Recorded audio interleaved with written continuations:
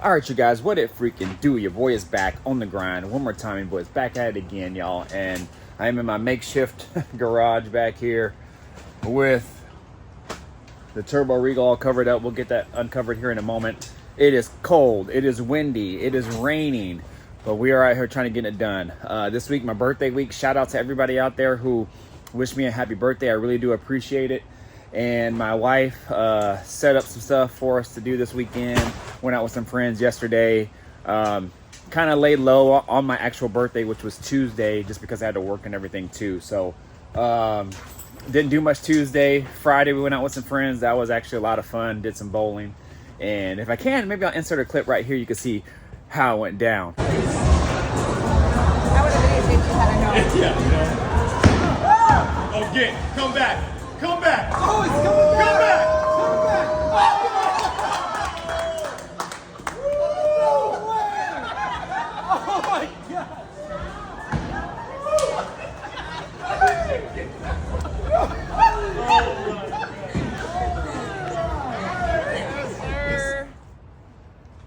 Yeah.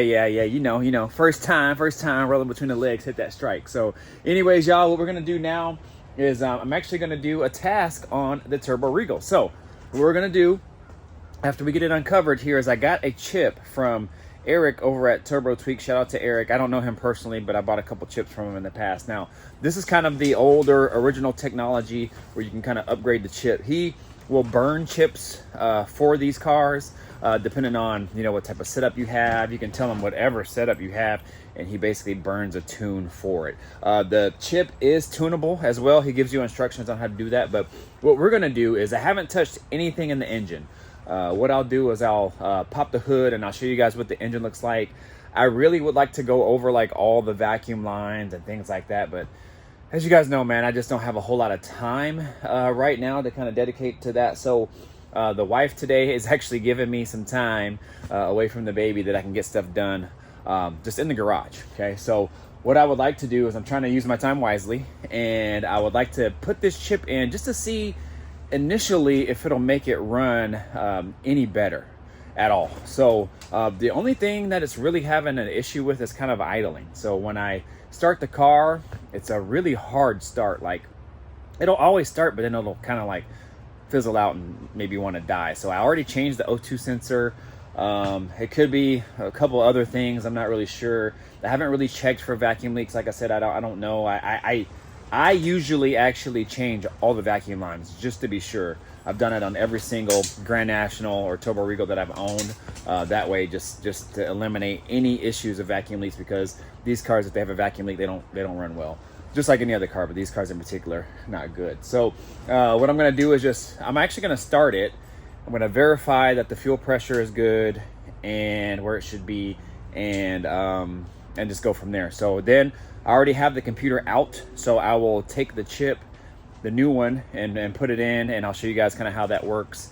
And then actually I would like to drive it. So we're gonna see with the new chip if it starts any better, if it idles any better, or what have you. So all he does is kind of just cleans the tune up a little bit. So it's called the classic chip. So what it is basically just burning pretty much a new kind of like up-to-date tune on it to kind of get it to run a little bit better. He deletes the EGR function and I think a number of other things, but based off of what you have under the hood, he kind of burns that into the chip. So in my case, everything is mostly stock. So it's pretty much his classic stock chip is what it is. So anyways, let me go ahead and take this cover off. If you're new to the channel, definitely think about subscribing. Y'all hit that notification bell, all that good stuff. Y'all, Mr. Griffin 23 in the building, working on the 87 Turbo Regal Limited. If you haven't seen this before, you will see it now. All right, so anyways, let's get this cover off. Stay tuned.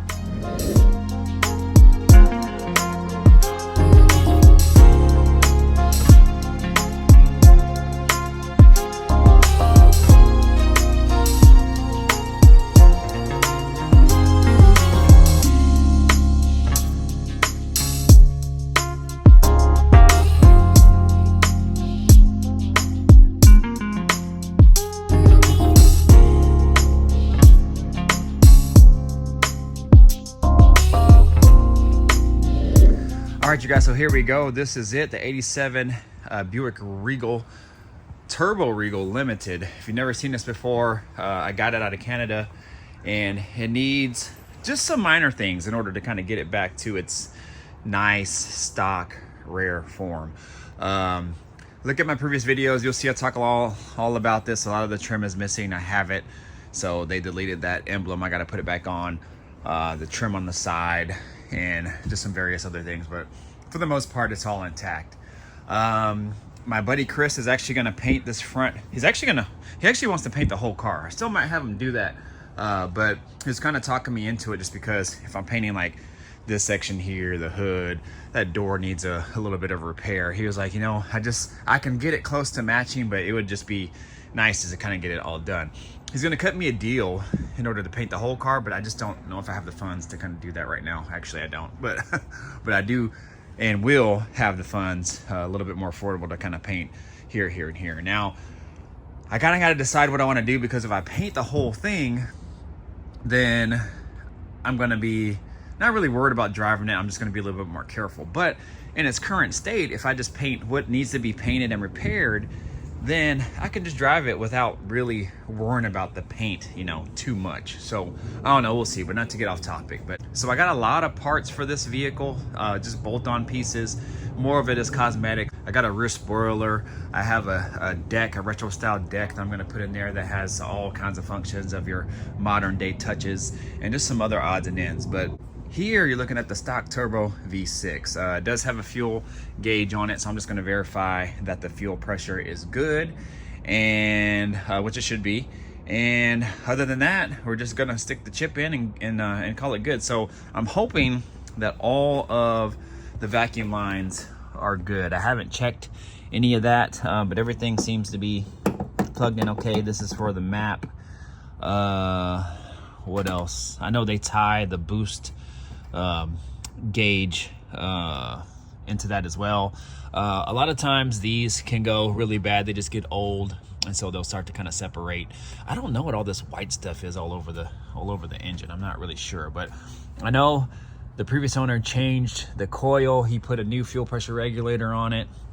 He did some things to kind of, like, you know, I guess spruce it up a little bit, but everything is pretty much just stock in this. I have a new, actually, replacement stock intercooler, but it has the bigger neck to feed into the turbo, so we'll get that installed as well. I would like to actually change that MAF pipe too. If that's not compromised, maybe I'll leave it, but we'll see. What else? I did change the O2 sensor, like I said. It does have a hot wire kit. I did add that. Supposedly it has a new fuel pump as well in the tank. I would like to actually go over all that too, because the guy I got it from before, he kind of just did a lot of things on it to kind of get it running, and I knew he probably didn't take his time on doing so. Now, he knows the Turbo Buick, he knows it well, but he was really trying to rush this car out of his possession pretty much. So I mean, the lug nuts were like half tight. If I didn't check them, I would have definitely lost a wheel. I know he changed the fuel pump, he dropped the tank a couple times, so a lot of stuff that I still kind of want to verify, but we'll kind of go from there. So what I'd like to do is just put this chip in and see how it runs. First, I'm actually going to start it, and then we'll just kind of go from there. Taking a look in here, I already have the ECU out. It's sitting right there, and then we'll go ahead and I'll show you how to uninstall the chip and put the new one in.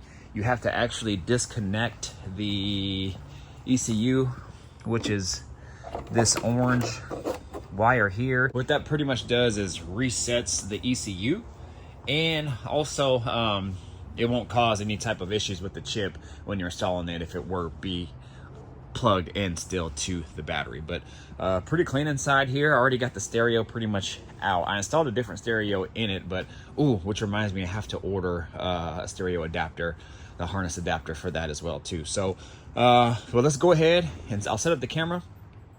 We'll get this chip installed. All you have to do here is just take this plate off. Anybody's done to it, but that's a chip right there. And like I said, you pretty much disconnect it from the ECU first, then you can just kind of gently, nicely pry that out, stick the new chip back in, and then kind of go from there. There's actually directions and procedures to do this. I did read them, even though I did it already like several times over. But it's always good to kind of reference your directions, guys. So I actually post a lot of stuff on my Instagram, and it shows better in portrait mode on Instagram. So that way you'll see it kind of in a vertical mode. But like I said, all you gotta do is pull this out, put it back in, you'll be good to go. So anyways, let's go ahead and do that. I'll chime back in here in a little bit.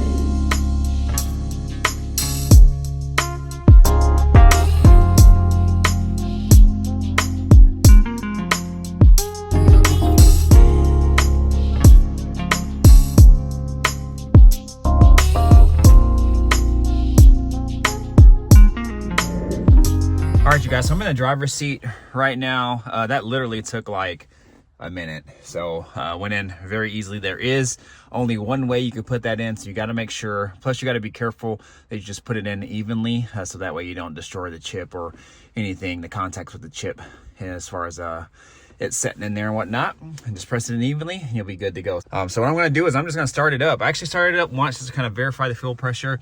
It's close. When you're setting the fuel pressure, you're supposed to have the vacuum line off, and it's supposed to be about 43 pounds. It's actually about 44, 45. But when I put the line back on, it actually is right where it's supposed to be, about 37. So I'm just gonna leave it. It shouldn't really affect it too much, especially the way I'm gonna be driving this car. It's just gonna be a street car. So I'll get it dialed in here, but I just wanna see initially if it helps, if the new chip helps at all. Now, the car actually started really nice and it was good, but when I gave it gas, it acted like it wanted to die. So I'm not really sure what that's all about. And you know, this kind of stuff here, I don't know, man. I don't know what people are thinking, man. It's kind of a, I don't know. I just get annoyed, you know. I mean, I know I'm not the most perfect, you know, I guess mechanic, YouTube mechanic or whatever, but I mean, just do the stuff right, you guys. Just do it right. I don't know. Anyways, so we're gonna go ahead and start it up and just kind of see and let it settle in and do its thing. And technically it doesn't really relearn until it gets up to like 160. So I might even take it out and drive it the way it is and kind of go from there. So I don't know if giving it gas, like what the issue might be. It could be maybe the IAC. Sometimes you can reset the IAC and that'll help. I know the TPS is dialed in because the sensor, because I actually did that, one of the first things I did on the vehicle. So we should be, oh, you know what, before I start the car, I got to reconnect the computer. So but yeah, so I know I did a few different things, but now this EGR is deleted. A lot of people just leave it on. I might just go ahead and take it off. I could just leave it on though, because that can set up a vacuum leak, you know, if you don't really seal it right. So if it's not functioning, it's not hurting anything, and if I'm not going to be really taking the intake off and dressing this vehicle up, I might just leave it. But I do have a block off plate for it. But let me go ahead, plug that ECU plug right there. You see it's unplugged. Plug it back in, start the car, and we'll go from there. All right, y'all, back inside the car. We'll see what's up.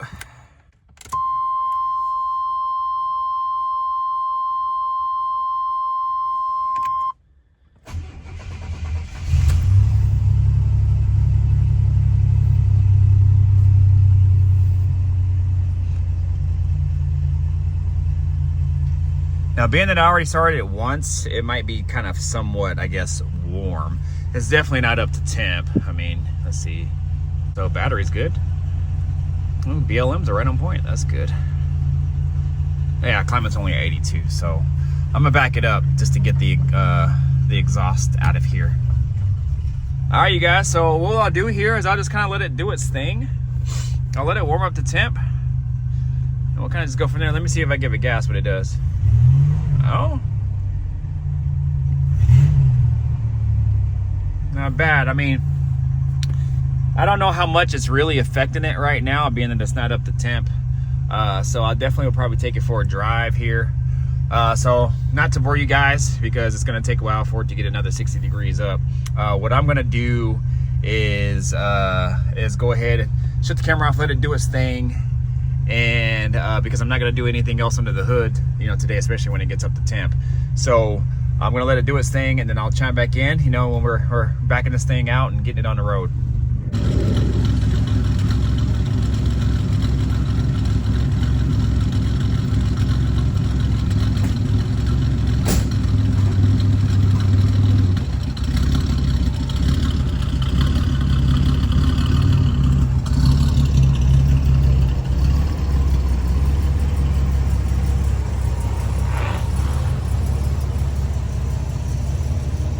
right, y'all, I'm out driving it right now.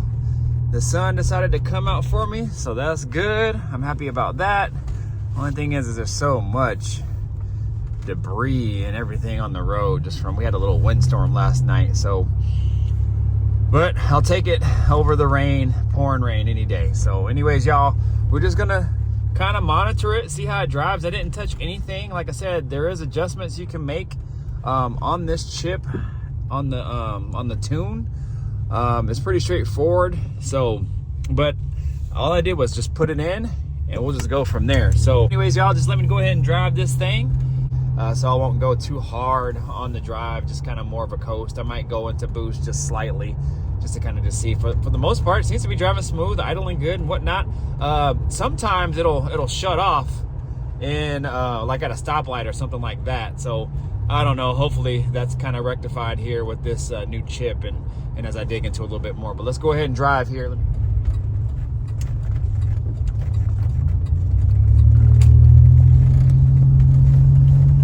So overall, this is a really smooth driving vehicle.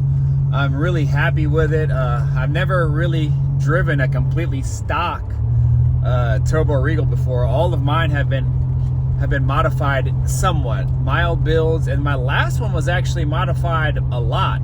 I have a long list of things that was done to that car when I bought it, and I didn't touch it really. I did have to replace some push rods and the lifters, because I think I had a couple lifters fail, and other than that it was good to go. So I did all the work myself, and that car was really dialed in. That's one car that I do miss a little bit, so I'm not gonna lie, but as we get this one dialed in, you know, it'll be good. I actually told my wife if we ever got in a pinch and we needed money, I'd be willing to sell this, and she was like, well, I don't want it to have to come to that, so let's not, you know, that car's a little bit more rare, and so we'd like to, I know you'd like to keep it. Yeah, so she understands the car game, you guys. She understands the car game, and I'm really appreciative for her for that reason. So, but yeah, I mean, that idled really nicely at the line. I just came to a stoplight, and that seemed to idle really nicely, kind of a little bit more smooth than prior. So, man, it seemed to be driving good so far. We're just gonna drive it down a little bit, probably make a big loop and come back home, as I want to get some more stuff done today. Like I said, she gave me most of the day to kind of get stuff done, so I want to get some cleaning done in the garage so I can start attacking that Chevelle here at some point. But man, so far so good.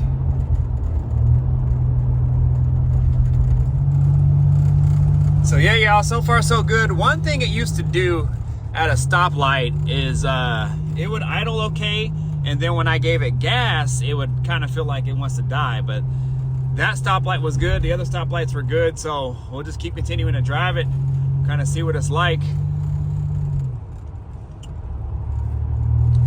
Let's see what these numbers are. I mean, everything seems spot on.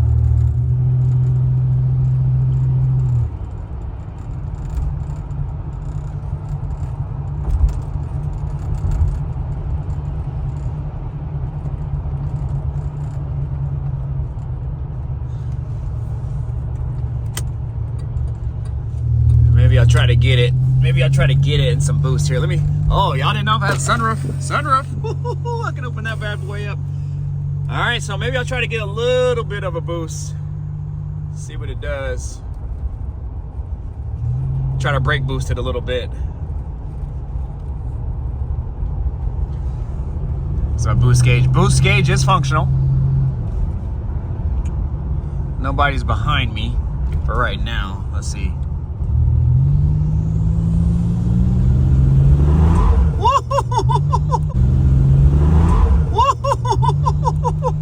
It fishtailed on me, y'all. I don't know if y'all seen that or heard it. Man, it gets up into boost quick. Man. Even stock, y'all, these cars are so much fun. Wow, that was fast. It was only at 5 pounds of boost. Lord.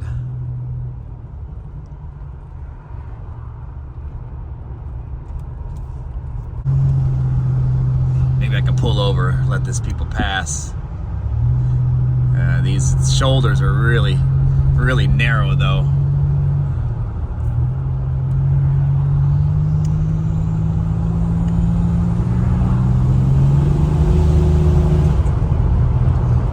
Man, I ain't gonna lie, that's pretty smooth. That seems a lot more smooth than it did with the old chip. Now, I don't know, I could be just seeing or hearing things or what have you, but I don't know, you guys. I mean, that seemed pretty good.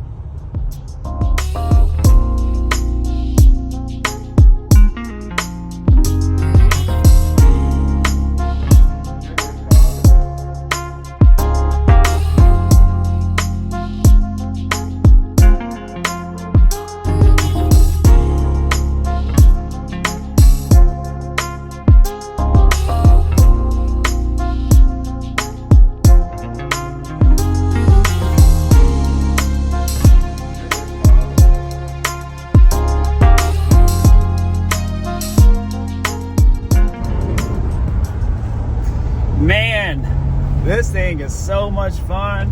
I actually do kind of feel a little bit of a difference, I ain't gonna lie. It seems to be handling really well, and whew, this thing got some power in it, man. Just being stock, it got some power.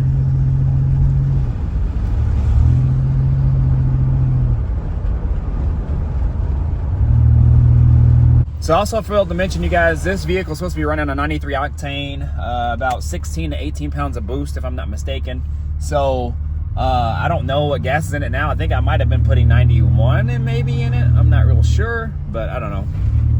So I got to make sure that we're putting that 93 octane in it. But man, this thing is such a blast to drive. All right, so what I'm gonna do is just go get my wallet, go get some gas, and then I don't want to be getting on it too hard, because like I said, I don't know what octane is in it right now. I'm glad I got a chance to drive it, at least in its kind of stock form with no additional boost or anything added to it. I think from factory, they're set at about maybe 10 to 12 pounds, if I'm not mistaken. And I know it's what it's pushing out about right now, about 11 pounds of boost or so. So be responding really well to boosts thus far. But man, this thing is a blast to drive. Oh, so fun. Let's see what it do.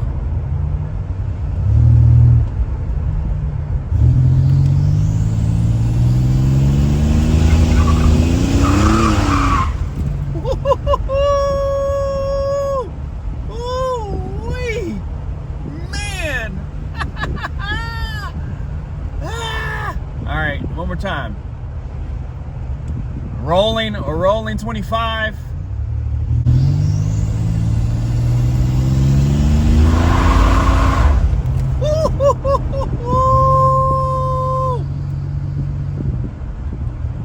It wants a fishtail like so easy. But I got too many cars coming, so I want to be safe. That's why I got out of it really quick. But